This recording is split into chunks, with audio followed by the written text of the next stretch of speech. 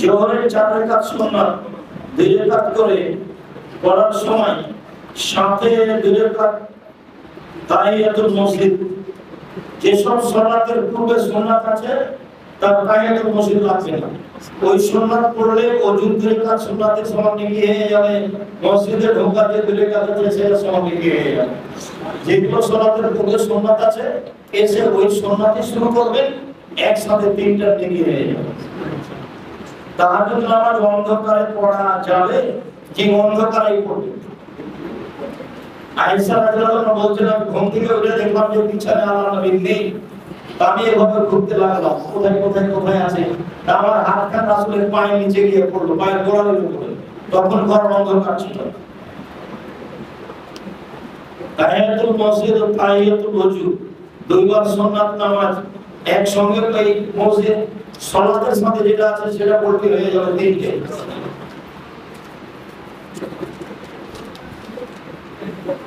খাওয়ার সময় আযানের জবাব দেওয়া যাবে, জি যাবে।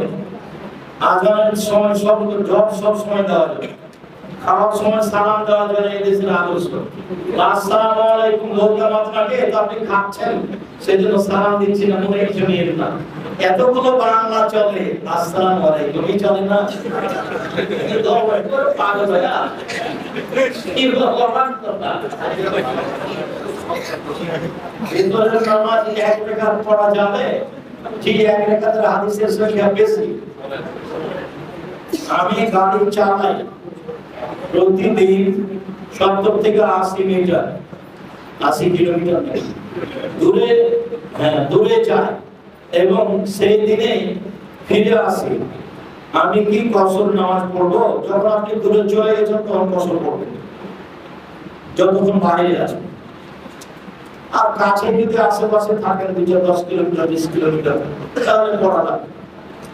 হজে গিয়ে সবাই তাহাজ্জুদ পড়া এবং নফল রোজা রাখা যাবে? যাবে। তাহাজ্জুদ পড়বে, সুন্নাতের চেয়ে বেশি দাম। আর হজে গিয়ে সবচেয়ে দামি কাজ হলো দুইটার প্রথম যেটা সেটা হলো তওয়াফ করা। 3 রাত তওয়াফ করতে হবে, শক্তিতে যতক্ষণ কুলায়। 7 বার ঘুরে 2 রাকাত সালাত, 7 বার ঘুরে 2 রাকাত সালাত। তাহলে যতবার পা নামবে ততবার একটা পাপ মিলে যাবে আর একটা নেকি লেখা হবে। আর হাজরে ইয়ামানি থেকে নিয়ে হাজরে আসওয়াদ পর্যন্ত আসলে সব পাপ মিলে যাবে। হজ করতে গিয়ে তওয়াফের চেয়ে দামি কোনো কাজ নাই, 3 রাত। আর দ্বিতীয় হলে যে 2 রাকাত সালাত আদায় করলে 1 লক্ষ বেশি নেকি হবে, এই হাদিস ঠিক নয়। 2 রাকাত সালাত আদায় করলে কত লক্ষ গুণ বেশি হবে তা মানুষ জানে না। কারণ হলো কাবা ঘর। 24 ঘন্টা যেখানে নামাজ চলবে সেই জায়গার নাম হলো কাবা ঘর। পৃথিবীতে একটাই ঘরে কতক্ষণ সালাত চলবে? 24 ঘন্টা। নিষিদ্ধ সময় নেই, ওটা আল্লাহ রাসূল না করে দিয়েছেন। তাহলে হজ করতে গিয়ে 1 নম্বর কাজ হলো তওয়াফ, আর 2 নম্বর কাজ হলো নফল সালাত। নফল সুন্নাত নফল যেটা করতেই থাকবে।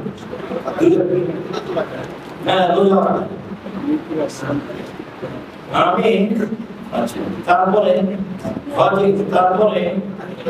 কোথায় 8-10 দিনের জন্য আত্মীয়র বাড়ি বেড়াতে গেলে তাহাজ্জুদ সর্বদা বাড়িতে মাঠে যে কোনো জায়গাতে 24 ঘন্টায় যেখানে থাকেন দুনিয়াতে তাহাজ্জুদ পড়তে পারবে।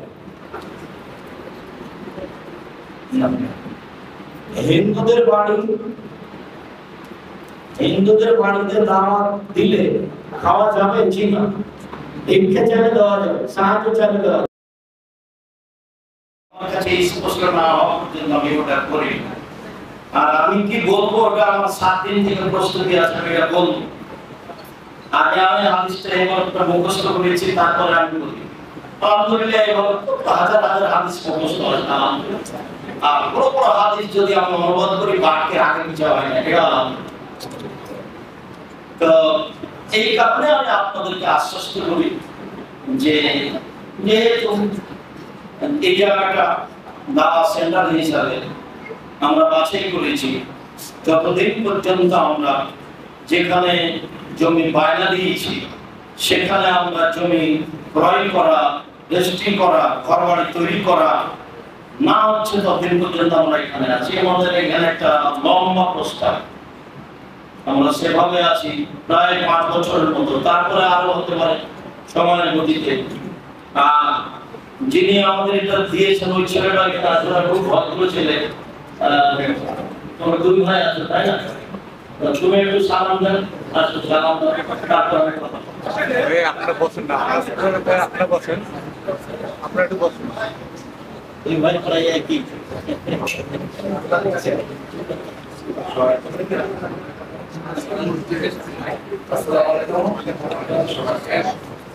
আমরা 3 ভাই, আমি বড়, আমার মেজো ভাই আশিক মোল্লা, জাফি মোল্লা, আমার ছোট আকাশ মোল্লা নেই। তো চাচা যখন বললো যে আমার একটা দাওয়াত সেন্টার করতে চাই, আমার সাথে যখন কথা বললো, তখন আমরা চিন্তা করতে যাক সবার জন্য যে একটা দাওয়াত সেন্টার হবে, ইসলামের শিক্ষা হবে, তো আল্লাহর জন্য পড়া, ইনশাআল্লাহ আমরা সবাই এখানে দাওয়াত সেন্টার করা যায়। চাচা রাজি হলে ইনশাআল্লাহ আমাদের কাছ থেকে রাজি হলাম যে আল্লাহ কাজ হবে, এখান থেকে নামাজ আদায় হবে, সবাই নামাজ পড়বে ইনশাআল্লাহ।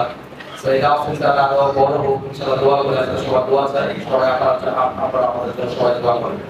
আসসালামু আলাইকুম।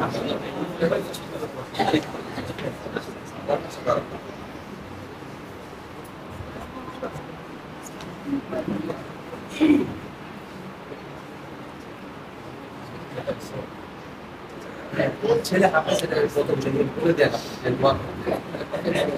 তুমি একটু সালাম সালাম দাও সবাই। সালাম করে ছেলে। আচ্ছা তুমি এমনি সালাম দাও, লাগবে না তো। আসসালামু আলাইকুম, আমার জন্য দোয়া করবেন। আপনারা আমার জন্য দোয়া করবেন। আপনারা সবাই আমার জন্য দোয়া করবেন। কোনো খাদ্য খাবে, চিন্তা করো। আল্লাহ তোমার। আসসালামু আলাইকুম। আমাদের এই দাওয়াত সেন্টারের বসত 1 নম্বর কাজ যেটা গত জুমায় ঘোষণা দিয়েছি, নিয়মিত জুমার সালাত হবে ইনশাআল্লাহ। আর জুমার সালাতের বিষয়ের উপর আলোচনা হবে। আমরা যে বিষয় শুরু করেছি ধারাবাহিকভাবে চলবে। যাদের আমাদের ছুটে যাবে তারা মিডিয়ার কাছ থেকে আমরা নিতে পারবো ইনশাআল্লাহ। আমাদের মিডিয়ার কাছ থেকে আমরা নিতে পারবো। 2020 সালে করোনাকে লক্ষ্য করে আমরা এটা চালু করেছিলাম। এক পর্যায়ে এটা থেমে যায়, আমাদের ব্যস্ততার কারণে। আমরা আশা করছি ইনশাআল্লাহ এটা ধারাবাহিক বজায় রাখবো ইনশাআল্লাহ। আর আমাদের 2 নম্বর কাজ শনিবারে এখানে আব্দুল্লাহর পক্ষ থেকে বায়ান হবে, সেমিনার জাতীয়। আপনারা শনিবারে একটু সময় করে আসার চেষ্টা করবেন। আর শনিবার আসরের পরে আপনারা উপস্থিত থাকবেন, আলোচনায় আব্দুল্লাহ থাকবেন। আর এমনিতে 5 ওয়াক্ত সালাত হয় এখানে, হাফেজ নির্ধারণ করা আছে। হাফেজ ছেলেটা আছে, সে নিয়মিত 5 ওয়াক্ত সালাত আদায় করাবে। যে কোনো সময় আসলে ওযুর ব্যবস্থা আছে, টয়লেট আছে, 5 ওয়াক্ত সালাত আদায় করতে পারবেন, কোনো সমস্যা নেই। আসরের টাইমটা কি করতে হবে? আমাদের টাইমটা 3:30 আছে। 3:45 আজান। তো ফোনে কি বলছেন? এখন আপাতত ঠিক। এই 3:30 ঠিক। ঠিক আছে। এই যে যেটা বললো আব্দুল্লাহ সেটা হলো এই যে হিফজখানা চালু করা হবে ওয়ানাবাসী, আবাসিক নয়। পরবর্তীতে কি হবে সেটা আল্লাহর ভরসা, দেখা যাবে। আর যে ছেলেটা দায়িত্ব পালন করবে সেই ছেলেটা জামিয়া সালামের যে প্রশিক্ষক হিসাবে আছে, সারা দেশের দাওয়ায়ে আল্লাহর মাধ্যমে যারা প্রশিক্ষণ নিতে আসে তাদেরকে প্রশিক্ষণ দিয়ে থাকবে। তারপরে যেটা সেটা হলো এই যে আমি যেটা সবসময় বলে থাকি, ইবাদতের জগতে দানই সবচেয়ে শক্তিশালী ইবাদত। এটা আমাদের ভুল যে জাতিকে আমরা বোঝাতে পারি। যখন মানুষের সামনে আমরা দানের কথা বলেছি তখন মানুষ মনে করেছে এটা তার প্রয়োজনে বললো। যতদিন পর্যন্ত না মানুষকে বোঝাতে পারছি যে মানুষ তার প্রয়োজনে দিবে, ততদিন পর্যন্ত এটা ভালো দিকে যাবে। মানুষ তো সালাত আদায় করে, অনেকে নামাজ পড়ে, মানুষ তো হজ করে, টাকা পয়সা আছে, ভালোই হজ করছে, রামাজান মাসে চলে যাচ্ছে উমরায়।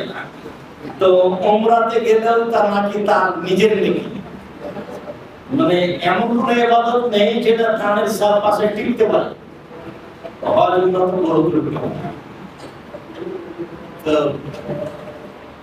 মানুষ যাচ্ছে ইবাদতে, মানুষ মনে করছে যে এটা ভালো ইবাদত, ভালো, কিন্তু দান যে ইবাদত এইটা যেদিন বোঝাতে পারবো মানুষকে, সেদিন মানুষের জন্য সহজ হবে। হ্যাঁ, তবে এতটুকু যে বিধাতি পদ্ধতিতে ইবাদত করলে যেমন কবুল হয় না, শিখ বেদাতের জায়গাতে দান করলে তো বিপদ আসবে না। চিন্তা ভাবনা করে জিজ্ঞাসা করেই দান করতে হবে, যাতে করে আমার দানটা বৃথা না যায়।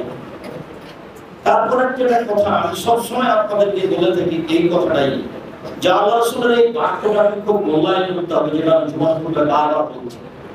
আল্লাহ রাসূলের মুখের ভাষা আর ইয়াদুল উলিয়া মানে উঁচু হাত, মানে দেওয়াটা হলো উঁচু হাত, আর ইয়াদুস সুবলা নেওয়াটা হলো নিচু হাত। এভাবে বলছেন না, ইয়াদুল উলিয়া খায়রুন মিন ইয়াদিস সুবলা, দেওয়া হাত ভালো নেওয়া হাতের চেয়ে। আমরা হুবহু এইভাবে বলি না, আর ইয়াদুল উলিয়া খায়রুন মিন ইয়াদিস সুবলা, দেওয়া হাত ভালো নেওয়া হাতের চেয়ে। দেওয়াতে আমাকে থাকতে হবে, 1 টাকা হোক না 1 টাকা কয়েন হোক। আর যখন মসজিদে আসবেন তখন যদি ভুলে যান, তা আবার ভ্যান থেকে নেমে বাড়িতে যাবেন, 2 টাকা নিয়ে আসবেন। কোনো কারণে ছেড়ে চলে এসেছি, ওটা আবার ফিরে যাবেন, ওটা যেন মাথায় না আসে না বাড়ি থেকে বের হয়ে গেছি আর ফিরে যাবো না, এত কুলক্ষণ আছে, তাহলে এটা তো সেরে খাই, মানে খালি আসা হবে। আর যেহেতু নতুন কাজে অনেক কিছু জরুরি প্রয়োজন, তা আমি সবাইকেই আন্তরিকভাবে অনুরোধ জানাচ্ছি, আল্লাহ আমাদের কবুল করুক এবং এটাকে সুন্দরভাবে পরিচালনার ব্যবস্থা করুক। আমি সর্বশক্তিমান তিনি সবকিছু করতে পারেন। আপনারা আমার দিনী ভাই, আপনারা আমার দিনী বোন, আপনারা জামিয়া সালাতের সার্বিক কাজকে মূল্যায়ন করুন। আপনারা সেন্টারের প্রত্যেক জুমায় নিয়মিত আসার চেষ্টা করবেন, আত্মীয় স্বজন বন্ধু বান্ধবকে নিয়ে। আমি আমার পক্ষ থেকে আপনাদের দিন বুঝানোর জন্য সঠিকভাবে প্রাণপণে চেষ্টা চালিয়ে আমার পক্ষ থেকে আমি আপাতত এই কথা বলেই আব্দুল্লাহ বলতে এখন আপনার আসতে দেরি হবে, দূরে আছে, কোনো কথা বললে আব্দুল্লাহ বললে আসরে করে কথা হবে। আপাতত আমি এই পর্যন্ত বলেই শেষ করছি। আর ডান দিক বাম দিক থেকে কোর্টেটা যতক্ষণ পর্যন্ত ক্লোজ না হয়েছে, জমা হয় না, তুললে আমরা উঠব 1 মিনিট দেরি করি, 2 মিনিট দেরি করি।